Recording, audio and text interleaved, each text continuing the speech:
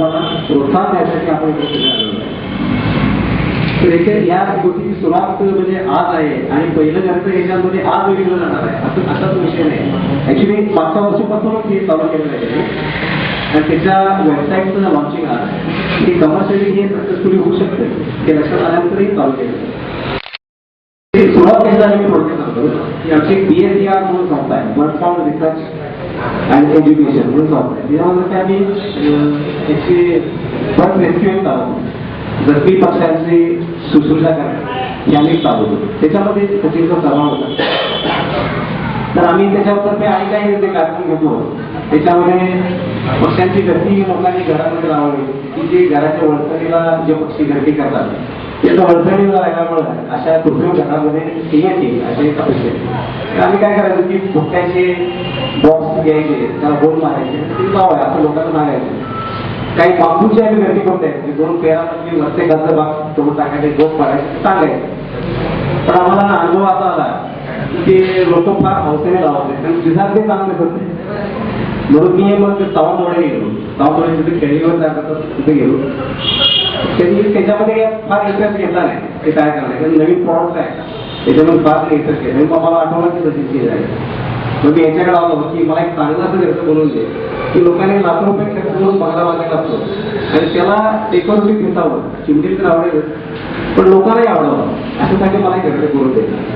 म्हणून मी याच्याकडे आलो.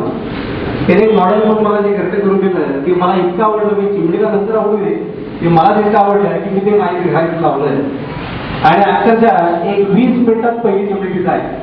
मी त्याला फोन केला की आता ते आहे आणि आमच्या संस्थेसाठी आता तुला एक सन्माननीय घरचे बनावं लागते या पद्धतीने. मग त्याला आम्ही काही सूचना करून मॅट फिनिश केलेला त्या फॉन्ट केले, काही फ्लेवर केले, अतिशय डेकोरेटिव्ह घरची केलेली आणि हा प्रोजेक्ट आता कमर्शियली पण सक्सेस व्हावा अशी आमची सगळ्यांची इच्छा आहे.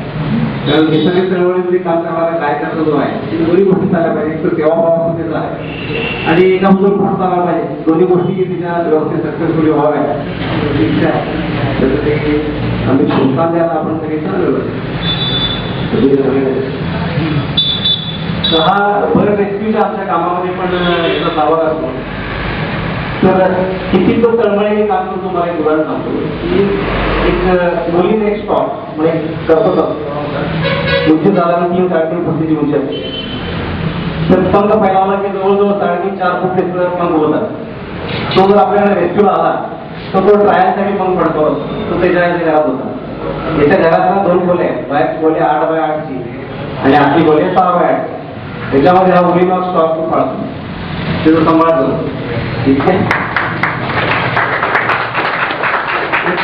एक घरात जर सांभाळली झाली तर ते वजडी म्हणून जे काय असते ते तुला आणून घालतो.